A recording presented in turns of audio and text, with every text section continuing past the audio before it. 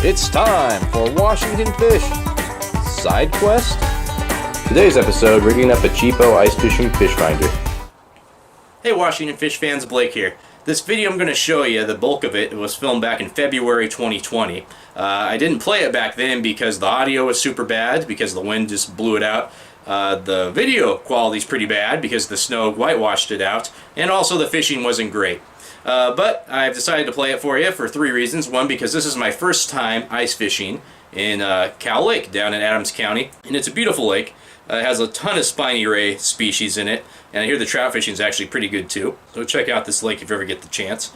Secondly, it's holiday Christmas season here. I'm getting all the gifts, prepared to put under the tree and all that. So I don't know how much time I'm going to have to shoot any more original content this month.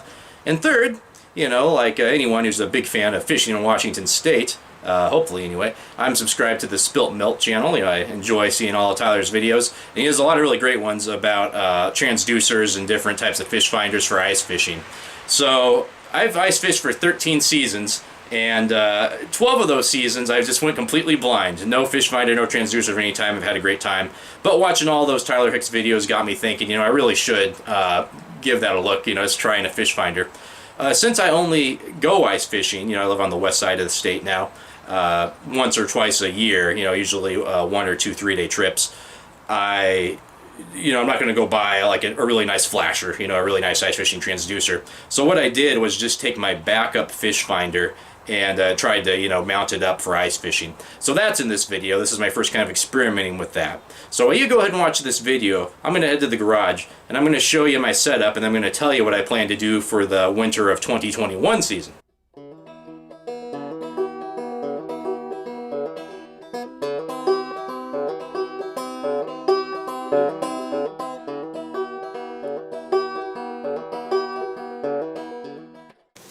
Alright, here we are, historic Cow Lake. Holy smokes, it's cold out. Alright, I was going to try to do a little fun fake cowboy Red Dead Redemption 2 themed episode, but it is cold out there and it is windy out there, so since I'm loyal to you, the viewer, I'm going to just change the theme to trying not to freeze to death.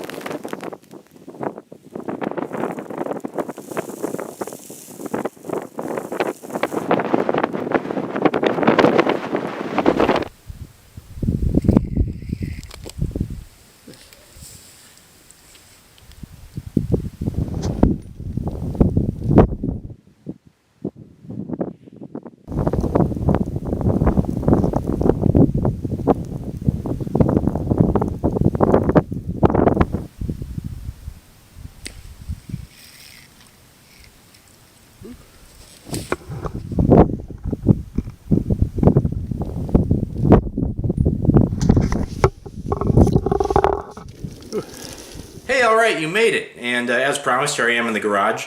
So I also had my cameras die kind of early in that video, just I think because of the conditions. I did end up keeping 4 nicer sunfish from the trip. I might have caught maybe 10 in total by the time I left. And I probably wouldn't have caught half of those if I wouldn't have been using just a cheapo fish finder.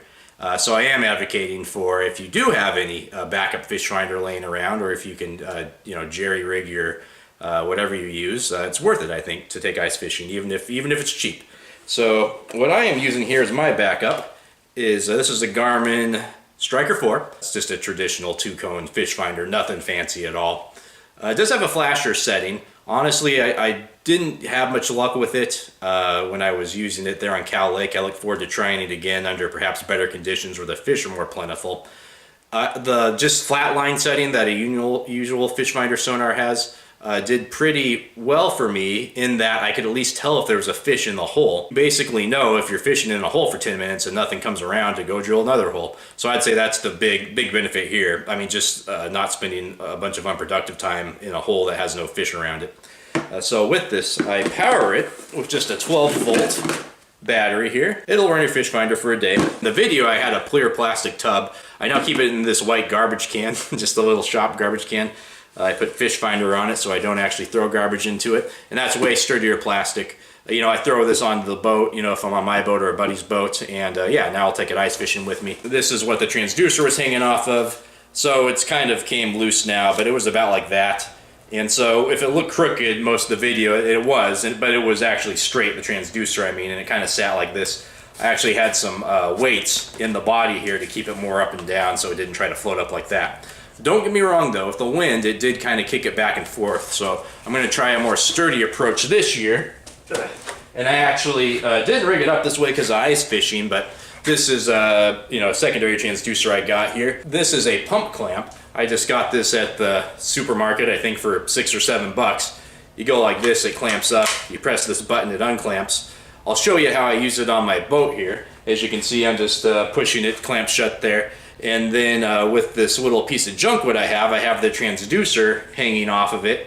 And I can just adjust that however it needs to be. If I want it to hold in one place, I just put a nail through the junkwood here, and that you know, makes it to where it can't move.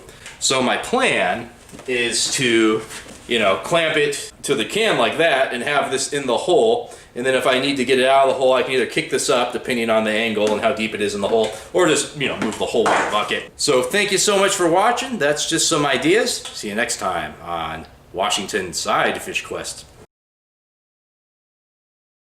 Man, I always get that backwards. Washington Fish Side Quest. My wife came up with the title.